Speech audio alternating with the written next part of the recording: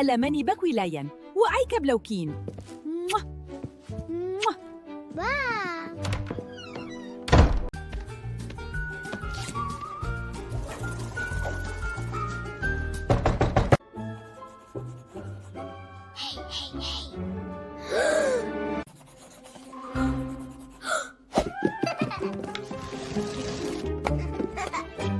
استنى بس، انت متخيل ان فيلم الكرتون ده كله معمول بالذكاء الاصطناعي؟ والاغرب ان كل ده معمول من ورك فلو واحد بس. شايف ازاي نفس الشخصيات اتثبتت في كل المشاهد، نفس الشكل، نفس الستايل، نفس الجوده في كل المشاهد؟ في الفيديو ده هعلمك خطوه بخطوه ازاي تعمل فيلم كرتون كامل، مش دقيقه واحده ومش 5 دقايق، بل 10 دقايق و20 دقيقه كمان، بل واكتر. كل ده باستخدام اداه واحده بس، والسر كله في اداه جديده من هيكسفيلد اسمها كانفاس. اداه بتفتح لك ورك فلو كامل وتديك احدث المودلز لتوليد الصور والفيديوهات، وتربط لك كل حاجه ببعض بطريقه مجنونه. وفي الفيديو ده هوريك خطوه بخطوه ازاي تبني ورك فلو زي اللي انت شايفها قدامك دي، وتعمل فيلم كرتون طويل باحترافيه من غير وجع دماغ. بس اللي هوريهولك النهارده قليل جدا اللي يعرفه. السلام عليكم ورحمه الله وبركاته، انا سونيك. عاملين يا شباب؟ ان شاء الله تكونوا بخير. يا ريت ما تنساش اللايك والسبسكرايب بتوعك، وانك تفعل زر اشعارات علشان يوصلك كل فيديو جديد اول ما ينزل ان شاء الله. ويلا بينا نبدا من غير كلام كتير. في البدايه كده يا شباب هنفتح عندنا منصه هيكسفيلد. دي يا شباب المنصه اللي انا تقريبا بعتمد عليها في جميع شغلي. لو انا عايز اطلع حاجه احترافيه وفي نفس الوقت تكون حاجه محترمه، فبستخدم منصه هيكسفيلد على طول، لانهم حرفيا يا شباب كل حاجه جديده هتلاقيها موجوده هنا، وهتلاقي ان جميع المودلز اللي انت بتحلم بيها هتلاقيها برضو موجوده، من غير ما تحتاج خالص انك انت تستخدم اي موقع تاني خارجي. لا، هنا كل حاجه هتلاقيها موجوده. لو احنا عايزين بقى نستخدم كانفاس هنطلع فوق هنا وهنلاقيه موجود هنا، وهنقدر برضو نستخدمه من هنا. لو احنا ضغطنا هنا على الزر ده مرتين بالشكل ده هتلاقي موجود عندك هنا كانفاس، تقدر برضو تستخدمه من هنا. واكيد طبعا هتلاقيه سايب لك تحت في وصف الفيديو في اول تعليق مثبت رابط منصه هيكسفيلد، علشان لو انت حابب تجرب معايا. هنضغط هنا على كانفاس او نضغط هنا زي ما قلنا. خليني مثلا اضغط هنا على كانفاس وهيفتح معانا بالمنظر اللي انت شايفه قدامك ده. هتلاقي موجوده عندك هنا بعض التمبلتس تقدر انك انت تدخل وتتفرج عليها، بحيث انك تاخد فكره عن طريقه الاستخدام وكده. انما لو انت عايز تبدا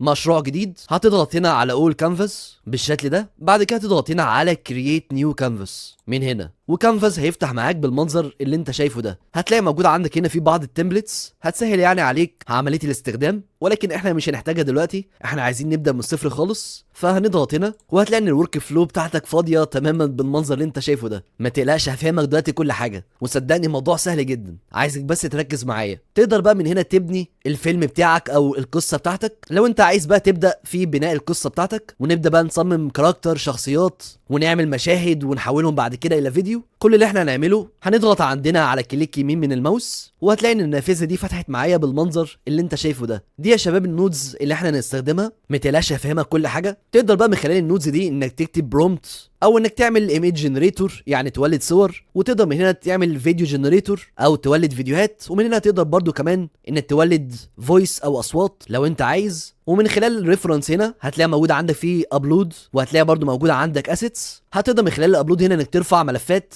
زي صور او فيديوهات، عشان لو انت حابب تستخدمهم في المشروع بتاعك. قبل ما نبدا نعمل القصه بتاعتنا طبيعي جدا لازم يكون عندنا سكريبت. زي ما انت شايف كده انا دخلت على كلود وشرحت له فكره القصه اللي انا عايزها او قصه الفيلم. انا عموما خليته ان هو يعمل لي كرتون للاطفال باسلوب بيكسر. زي ما انت شايف كده صمم لي الشخصيات، عمل لي حوالي 5 شخصيات بالمنظر اللي انت شايفه ده، وعمل لي لكل شخصيه برومبت، بل وكمان عمل لي مشاهد كتيره زي ما انت شايف كده، وعمل لي لكل مشهد برومبت اقدر استخدمه لتوليد الصور، وبرومبت تاني اقدر استخدمه لتحويل الصوره دي او صوره المشهد الى فيديو. عموما انت هتلاقيني سايب لك تحت في وصف الفيديو وفي اول تعليق مثبت الوصف اللي انا كتبته اللي عمل لي منه السكريبت ده، عشان لو انت حابب تاخده وتعدل عليه شويه. في البدايه كده زي ما انت شايف انا عندي كذا شخصيه. لو انا عايز بقى احول الشخصيات بتاعتي دي الى صور من خلال هيكسفيلد كانفاس، هرجع تاني على الورك فلو، هضغط عندي على كليك يمين من الماوس، وبعد كده هضغط هنا على ايميج جنريتور بالمنظر ده، وهتلاقيه فتح لي النود اللي انت شايفها قدامك دي. تقدر بقى من خلال النود دي انك تولد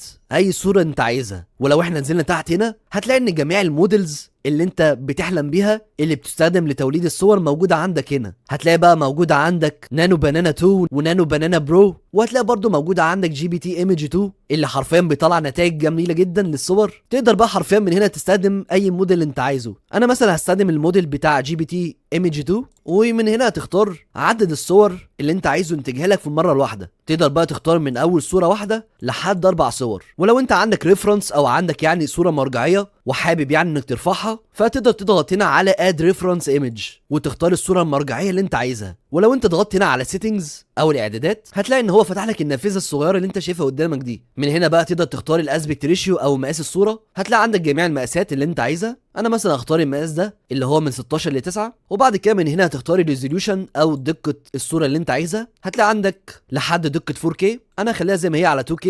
لو انا عايز ابدا بقى في تصميم اول شخصيه، هرجع تاني على كلود واروح هنا عند اول برومت بتاع اول شخصيه اللي هو ده، وهضغط هنا علشان اعمل كوبي للبرومت. هرجع تاني على كانفاس وهعمل هنا بيست او لصق للبرومت بتاع اول شخصيه بالمنظر ده. وبما ان يا شباب انا عندي 5 شخصيات وعايز اصممهم علشان يكون موجودين عندي في القصه بتاعتي، فكل اللي انا هعمله ان انا هنسخ النوت دي 4 مرات كمان علشان يكون المجموع 5 اللي هم بتوع 5 شخصيات. لو انا عايز انسخ النوت دي، هضغط عندي على كليك يمين على النود، بعد كده هضغط هنا على دبليكيت، وزي ما انت شايف هتلاقي ان النود اتنسخت بالمنظر ده. هحطها تحتها بالمنظر ده. بعد كده هنسخها كذا مره بالشكل ده لحد يكون يعني المجموع بتاعهم 5. اعتقد ان كده تمام. زي ما انت شايف كده عملت 5 نودز. فهرجع تاني على كلود، وبعد كده هروح عند تاني برومت بتاع تاني شخصيه وهعمله من هنا كوبي. هرجع تاني على كانفاس، بعد كده هنزل عند تاني نود وهحذف البرومت القديم ده، وبعد كده هستبدله بالبرومت بتاع تاني شخصيه بالمنظر ده. هرجع تاني على كلود، هنزل عند تالت شخصيه واخدها برده كوبي. هنزل عند تالت نود،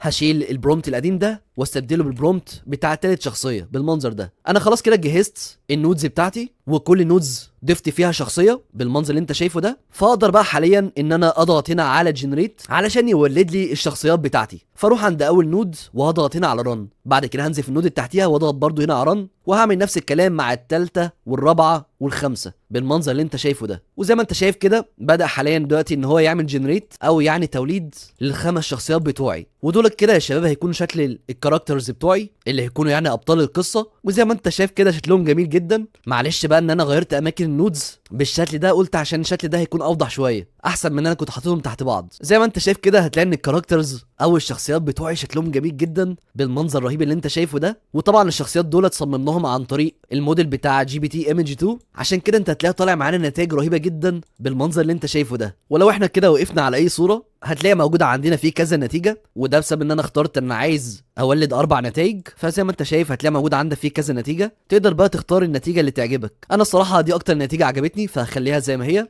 وطبعا لو انت وقفت برضو على كل شخصيه، هتلاقي ان تحت كده في كذا نتيجه كمان. تقدر بقى تختار افضل نتيجه فيهم. دي برضو نتيجه تانية شكلها كويس قوي الصراحه. دي من اكتر النتائج اللي عجبتني اللي هي الصوره دي. هتلاقي برضو في نتائج تانية تحت. تقدر بقى تختار من هنا اي نتيجه تعجبك. وده هيكون شكل الثعلب او الشخصيه الشريره اللي هتكون موجوده في الفيلم الكرتون اللي احنا هنعمله. وزي ما انت شفت كده دي طريقه بسيطه جدا تقدر تصمم بيها الكاركترز او الشخصيات بتاعتك، بحيث يعني ان احنا بعد كده نقدر نحافظ عليهم في المشاهد بتاعتنا. لو انا مثلا عايز ال4 شخصيات دول او ال5 دول يطلعوا كلهم في مشهد واحد مع الحفاظ على اشكالهم، فهجيبهم كلهم على الجنب بالمنظر ده، نحطهم كلهم تحت بعض بالشكل ده. تمام، اعتقد ان كده كويس. لو انا عايز اعمل اول مشهد، هرجع تاني على كلود اللي انا عملت من خلاله السكريبت. بعد كده هنزل تحت عند اول مشهد واروح هنا عند المشهد الاول واخده كوبي. هرجع تاني على هيكس فيلد كانفاس، وبعد كده هضغط عندي على كليك يمين من الماوس. بعد كده هضغط هنا على ايمج جنريتور. لو انا بقى عايز احافظ على 4 شخصيات بتوعي دول في نفس المشهد من غير ما شكلهم يتغير، هروح عند اول شخصيه واروح هنا عند الاوت بوت وهسحب منها وصله واوصلها بالنود دي. هعمل نفس الكلام مع باقي الشخصيات. هروح عند تاني شخصيه واوصلها برده بالنود دي، ونفس الكلام مع الشخصيه الثالثه والرابعه برده نفس الحوار بالشكل ده. وبقوا متوصلين عندي بالشكل اللي انت شايفه ده. بعد ما اوصل ال4 شخصيات،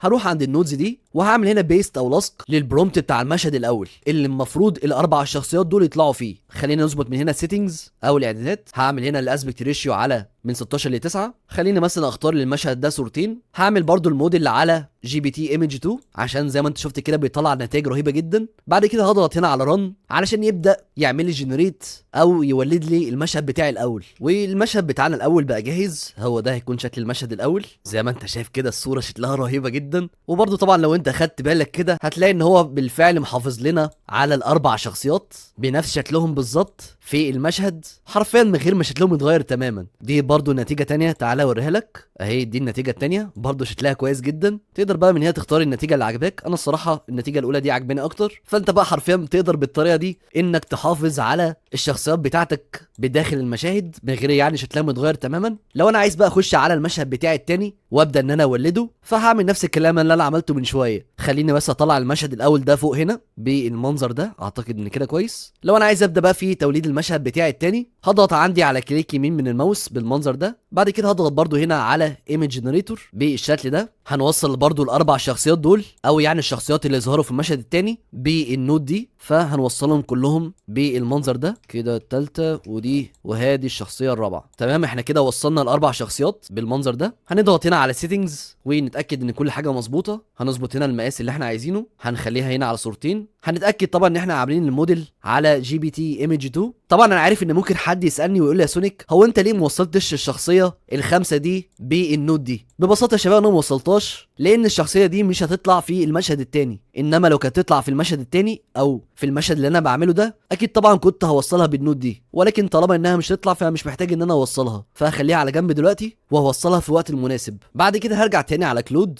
واروح عند المشهد بتاعي التاني اللي هو ده، واروح هنا واخده كوبي. بعد كده هترجع تاني على هيكس فيلد كانفاس وهتروح هنا عند النود دي وهتعمل هنا بيست او لصق للمشهد بتاعك التاني. وبعد كده تضغط هنا على الرن بالشكل ده، وهيبدا دلوقتي في توليد المشهد بتاعنا التاني. وده هيكون شكل النتيجه بتاعه المشهد بتاعنا التاني. زي ما انت شايف برضو كده شكلها تحفه جدا، وطلعوا بالظبط بنفس شكل الشخصيات اللي احنا حددنا عليهم. وايه صحيح، لو انت عايز تحفظ من هنا اي صوره على سبيل المثال مثلا المشهد ده، فكل اللي انت هتعمله هتقف على الصوره، بعد كده تضغط عندك على كليك يمين من الماوس، بعد كده تضغط هنا على داونلود، والصوره هتتحفظ معاك في خلال ثواني بالمنظر اللي انت شايفه ده. المهم دلوقتي بقى اللي انا هعمله ان انا هحول جميع المشاهد بتاعتي دي الى صور بنفس الطريقه اللي انا شرحتها من شويه، وبعد كده هرجع لكم على هنا تاني بعد ما اخلص. بص انا مش عايزك تتخض من كميه الاسلاك اللي انت شايفها قدامك دي والصور. حرفيا ما استخدمتش حاجه تانية، عملت بالظبط نفس الكلام اللي انا قلت لك عليه، ولكن عايز تشوف الجمال اللي طلع معايا اللي بالمنظر الرهيب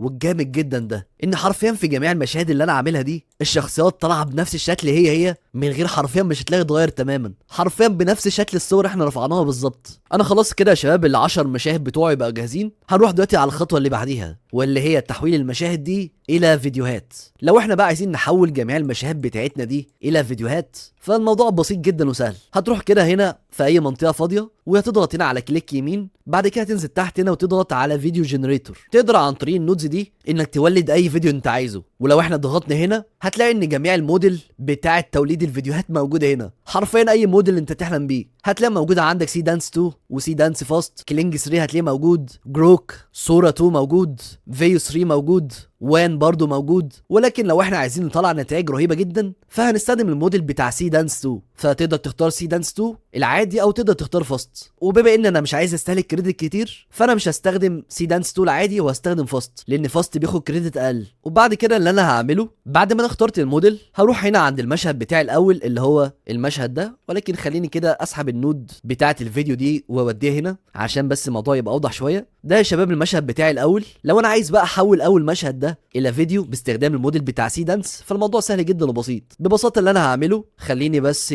اودي النود دي هنا وارفع النود دي فوق شويه كده عشان بس الموضوع يبقى اوضح. ببساطه يا شباب اللي انا هعمله هروح هنا عند الاوت بوت، هسحب وصله من هنا بتاعه المشهد الاول وهوصلها بالنود دي اللي احنا عن طريقها نقدر نحول المشهد ده الى فيديو. بعد كده هكتب هنا البرومت اللي انا عايزه لتحويل المشهد ده الى فيديو. وبما ان انا خليت ان كلود اصلا يجهز لي كل حاجه فهطلع فوق هنا عند المشهد الاول واروح هنا تحت عند البرومت بتاع الفيديو وهاخده كوبي بالمنظر ده. هرجع تاني على كانفاس واروح هنا واعمل بيست او لصق للبرومت بتاع المشهد الاول اللي احنا هنستخدمه لتحويل المشهد ده الى فيديو. هنضغط هنا على سيتنجز او الاعدادات، بعد كده هنختار من هنا الديوريشن او مده الفيديو اللي احنا عايزينه واللي بتبدا عندنا من اول 4 ثواني لحد 15 ثانيه. المشهد ده مش محتاج 15 ثانيه فعشان كده انا هعمله على 5 ثواني بالظبط بالشكل ده. هتختار من هنا الريزوليوشن او دقه الفيديو اللي انت عايزها. انا هختار 1080 بي، ومن هنا تختار مقاس الفيديو. انا هختار المقاس ده اللي هو من 16 ل 9، وبعد كده خلي بالك فعل الخيار ده، لو معمول عندك على اوف فاعمله على اون. وطبعا احنا عايزين نضيف صوت على الفيديو عشان كده عملناه على اون. ومن هنا هتختار عدد الفيديوهات اللي انت عايزه ينتجها لك. انا هختار الصراحه فيديو واحد بس عشان مش عايز استهلك كريدت كتير. بعد كده هتضغط هنا على جنريت او توليد، وهيبدا دلوقتي في توليد الفيديو باستخدام الموديل بتاع سي دانس 2 فاست. وتعالى اوريك شكل النتيجه بتاعه مشهد الاول لما حولناه الى فيديو.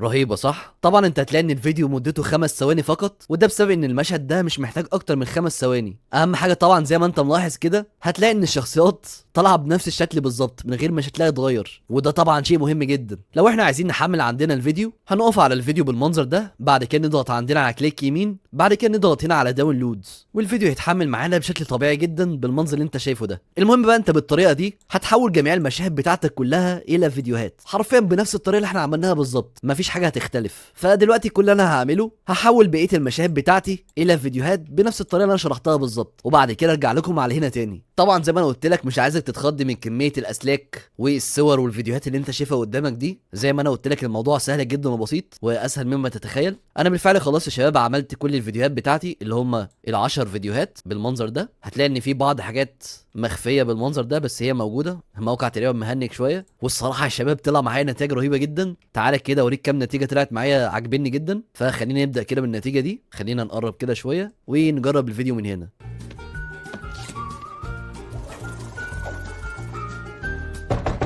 تعالى برضو اوريك النتيجه ديت. شايفين يا شباب الجمال والحلاوه دي؟ والله ما انا مش ببالغ خالص، الفيديوهات فعلا حرفيا طالعه رهيبه جدا. تعالى برضو اوريك المشهد ده.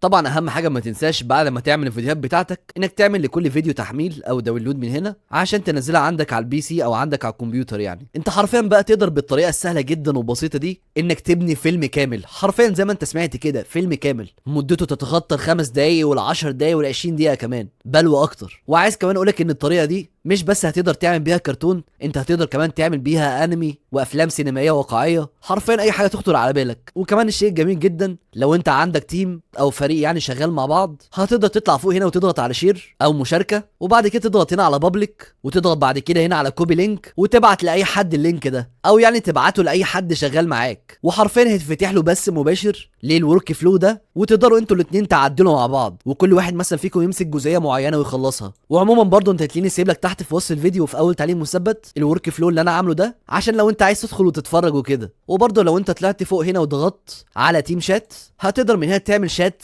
مع التيم بتاعك، ولو عايز تتصل بيهم وتعمل يعني معاهم زي مكالمه فتقدر تضغط هنا. حرفيا يا شباب الاداه دي بتاعت هيكسفيلد كانفاس بتسهل عليك عمليه بناء القصه بطريقه سهله جدا وبسيطه، وزي ما انت شفت كده حرفيا مفيش اي تعقيد. تقدر بقى طبعا بعد ما تخلص جميع الفيديوهات بتاعتك دي كلها انك تحملها عندك وترفعها على اي برنامج للمونتاج زي مثلا كاب كات، وتدمج جميع الفيديوهات دي مع بعض وتطلع منهم فيديو طويل بشكل سهل جدا وبسيط. وبالفعل انا عملت كده، فتحت عندي كاب كات وبالفعل رتبت جميع المشاهد بتاعتي بالمنظر اللي انت شايفه ده. تخيل انت بقى بالطريقه السهله جدا والبسيطه دي هتقدر تعمل بيها افلام كامله. طبعا عارف انك انت في الاخر هتسالني وتقول لي يا سونيك هل الاداه دي مجانيه ولا مش مجانيه؟ زي ما انا دايما يا شباب بقول لكم في اغلب فيديوهاتي ان اداه هيكسفيلد مش اداه مجانيه، هي منصه مدفوعه. لو انت بتفكر ان تشترك في الخطه المدفوعه بتاعت الموقع، هتضغط فوق هنا وتضغط بعد كده هنا على ابجريد، ودي اسعار الخطه المدفوعه السنويه. وعايز اقول لك ان الايام دي في خصم كبير على الخطط المدفوعه واللي بيصل الى 30%. خطه البلس عندك بتبدا